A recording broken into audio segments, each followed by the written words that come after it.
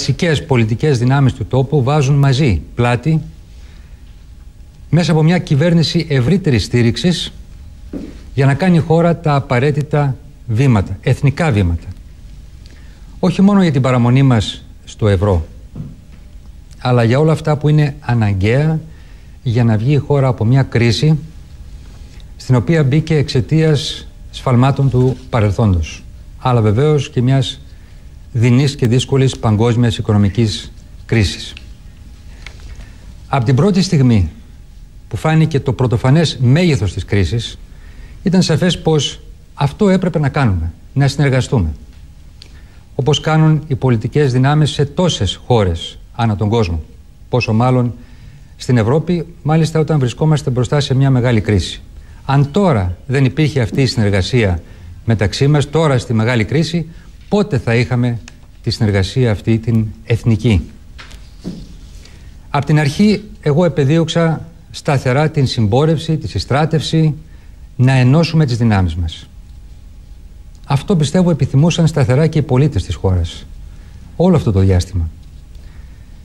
Γι' αυτό το πνεύμα της συνεννόησης μεταξύ μας προσπάθησα από την πρώτη στιγμή. Η πολιτική συνένεση στο αυτονόητο, τους βασικούς εθνικούς στόχους ήταν το ζητούμενο. Δεν την είχαμε, τώρα την έχουμε. Σήμερα, παρά τις διαφορές μας, και είναι υπαρκτές οι πολιτικές και ιδεολογικές μας διαφορές, αφήνουμε στην άκρη τις άγονες, συγκρούσεις και αντιπαραθέσεις. Αναλαμβάνει μια κυβέρνηση πολιτικών δυνάμεων της χώρας μας, η οποία υπερβαίνει κόμματα και προσωπικές προκαταλήψεις. Έτσι θα κάνουμε μαζί και με εθνική ενότητα τα αναγκαία βήματα. Να κατοχυρώσουμε την εφαρμογή των αποφάσεων της 26ης και 7ης Οκτωβρίου, και αυτή παρέχει στη χώρα μας ασφάλεια σε μια ιδιαίτερα ταραγμένη εποχή. Παράλληλα ελπίζω και αγωνίζομαι και για κάτι ακόμα. Με αυτή την προσπάθεια να ανοίξει μια νέα εποχή στη χώρα μας. Αυτή της ειλικρινούς συνεργασίας και της συμπόρευσης σε όσα μας ενώνουν. Έχουμε ανάγκη περισσότερο από ποτέ να πιστέψουμε οι ίδιοι στον εαυτό μας, στις δυνατότητές μας, στη χώρα μας, αλλά και να σηματοδοτήσουμε παντού ότι εδώ, στην πατρίδα μας, όταν έχουμε να αντιμετωπίσουμε ένα σοβαρό πρόβλημα, δεν είμαστε μεταξύ μας εχθροί. Μπορούμε να κοιτάξουμε ο ένας τον άλλον χωρίς μίσος, χωρίς πόλωση, με αλληλεγγύη προς τον διπλανό μας, με αγάπη προς την πατρίδα, να ξαναβρεθούμε στις γειτονιές, στις πλατείες, έτσι απλά να κουβεντιάσουμε. Από την αρχή ήταν προφανές ότι για να πετύχουμε αυτή την ιστορική συμφωνία θα έπρεπε να συμφωνήσουμε σε ένα πρόσωπο που θα μας ένωνε και θα είχε την στήριξη όλων μας.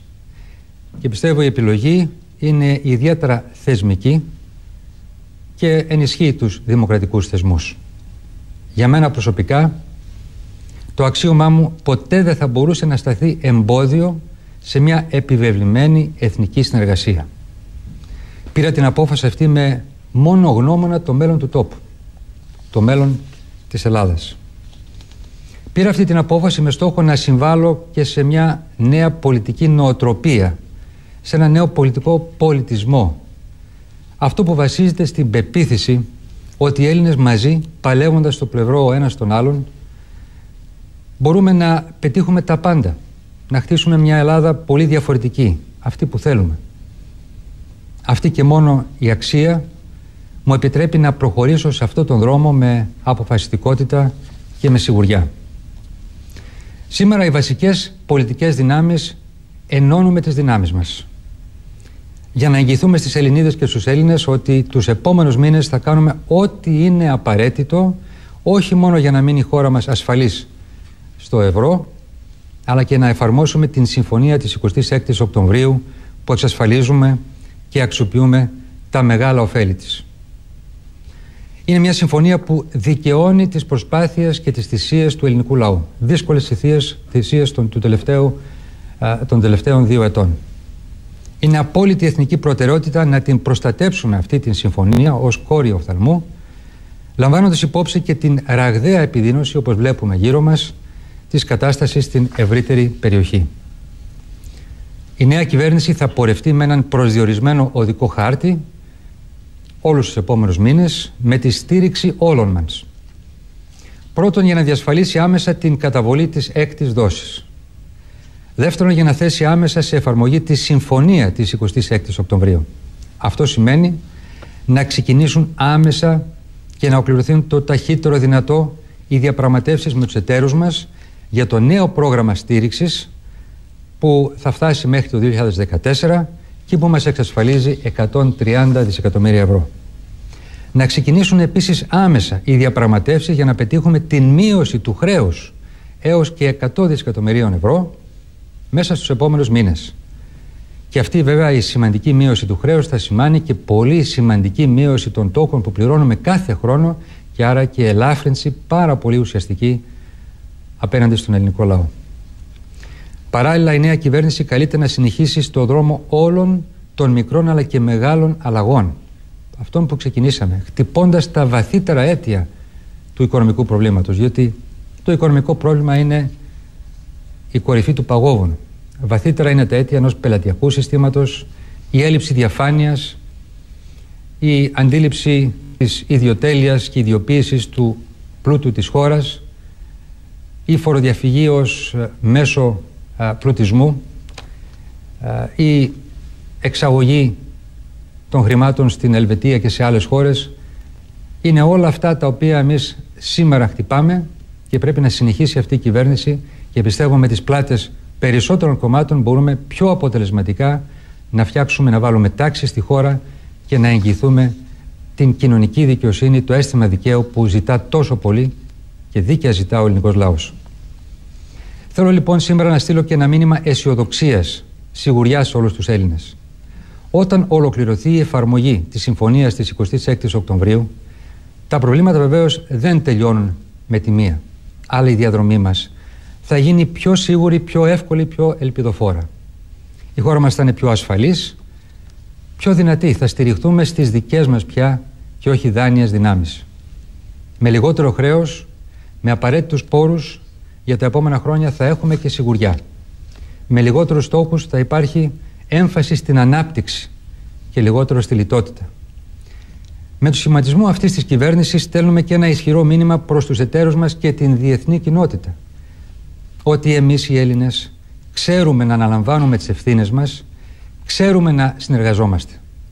Ανασκουμπωνόμαστε και ενωνόμαστε στα δύσκολα. Τώρα όλοι υπερβαίνουμε αυτούς. Τα τελευταία 2 χρόνια βρεθήκαμε όλοι μαζί αντιμέτωποι με την μεγαλύτερη δοκιμασία των τελευταίων δεκαετιών. Είμαι περήφανος που παρά τις δραματικές αντιξοότητες καταφέραμε όλοι μαζί να κρατήσουμε τη χώρα μας όρθια. Ακόμα και με αστοχίες που ήταν αναπόφευκτες, αποφύγαμε την βέβαιη χρεοκοπία. Με συνεχείς μάχες, σκληρές διαπραγματεύσεις, ιστορικές επιτυχίες. Από τη δημιουργία του μηχανισμού διάσωσης που δεν υπήρχε στην Ευρωπαϊκή Ένωση πέρσι τον Μάιο, την βελτίωση των όρων αρχικής μας συμφωνίας τον Μάρτιο, την ιστορική απόφαση του Ιουλίου και μετά την ακόμα καλύτερη απόφαση της 26ης Οκτωβρίου για τα συμφέροντα τα ελληνικά. Αλλά και παράλληλα, παρά την κρίση, καταφέραμε να βάλουμε μπρος μεγάλες και μικρές αλλαγές σε κάθε τομέα της κυβερνητικής πολιτικής, σε κάθε τομέα του δημόσιου βίου της χώρας.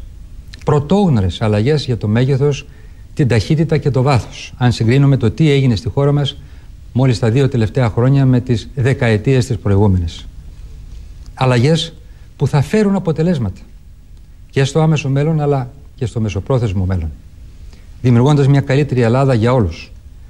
Θα αποτελούν μια σταθερή βάση για όλους μας και βεβαίως για τις νέες γενιές. Και αυτή η βάση είναι βάση για τη νέα κυβέρνηση που αναλαμβάνει. Όπως έχω πει, για το εθνικό συμφέρον δεν λογαριάζω ούτε λογάριασα ποτέ μου τίποτα. Κανένα αξίωμα, καμία καρέκλα, κανένα πολιτικό ή προσωπικό κόστος. Γιατί για μένα η Ελλάδα είναι πάνω απ' όλα. Σε κάθε μου ταξίδι τη σημαία της χώρας την κουβαλώ στην καρδιά μου. Και πάντα θα κουβαλώ τη σημαία της ελληνικής περηφάνειας και της ελληνικής αξιοπρέπειας. Για έναν πολύ λόγο. Η Ελλάδα δεν είναι μοίρα. Η Ελλάδα και το να είσαι Έλληνας είναι επιλογή. Και για μένα η Ελλάδα ήταν και είναι επιλογή. Πόσο μάλλον ως παιδί της Διασποράς. Για μένα η Ελλάδα ήταν και επιλογή και πηξίδα και όραμα. Και στόχος μου πάντα να μεταφέρω την Ελλάδα των μεγάλων δυνατοτήτων που ξέρουμε ότι έχουμε. Το ξέρουμε ότι έχουμε. Των συγκριτικών πλέον εκτιμάτων που διαπιστώνω καθημερινά ότι έχει η χώρα μας. Από την ομορφιά της φύσης, αλλά την δημιουργικότητα των ανθρώπων. Τον πλούτο του πολιτισμού μας σε κάθε γωνιά της χώρας μας. Από το χωριό στο βουνό, το νησί στη γειτονιά. Όλα αυτά που μπορούμε να προσφέρουμε, ο πολιτισμός μας, στα παιδιά μας, στον ευρωπαϊκό και παγκόσμιο πολιτισμό. Θέλω να ευχαριστήσω θερμά όλους όσους δούλεψαν για να φτάσουμε μέχρι εδώ. Τους στενούς μου συνεργάτες, αλλά βεβαίως και ολόκληρο τον ελληνικό λαό. Γι' αυτό πάνω απ' όλα θέλω από καρδιάς να ευχαριστήσω εσάς, όχι μόνο για την εμπιστοσύνη, αλλά για την αντοχή και επιμονή σε δύσκολες καταστάσεις. Να ευχαριστήσω κάθε Έλληνα και κάθε Ελληνίδα. Χάρη σε εσάς η Ελλάδα κέρδισε τον χρόνο που χρειαζόταν και να πείσει τους Ευρωπαίους εταίρους μας και να αντιμετωπίσει τα μεγάλα προβλήματα της εποχής. Όπως παραδείγματος χάρη την ανάγκη να βάλουμε επιτέλους την δημοκρατία πάνω από τις αγορές. Τον άνθρωπο πάνω από τις αγορές. Τον πολίτη ως επίκεντρο πάνω από τις αγορές. Κάτι που ζητά η ανθρωπότητα, η Ευρώπη, κάτι που ζητά και η Ελλάδα. Και η δημοκρατία για μας είναι δικιά μας παράδοση, τιμή και περηφάνεια που κουβαλούμε αυτή την αξία. Χάρη λοιπόν σε εσάς, χάρη στις δικές σας προσπάθειες, η Ελλάδα σήμερα εξακολουθεί να ελπίζει και να αγωνίζεται. Κλείνοντας, θέλω να ευχηθώ κάθε επιτυχία στον νέο Πρωθυπουργό και στην νέα κυβέρνηση βεβαίως. Θα είμαι δίπλα τους, θα στηρίξω με κάθε μου δύναμη αυτή την προσπάθεια και εντός και εκτός Ελλάδας την εθνική μας προσπάθεια. Σας ευχαριστώ.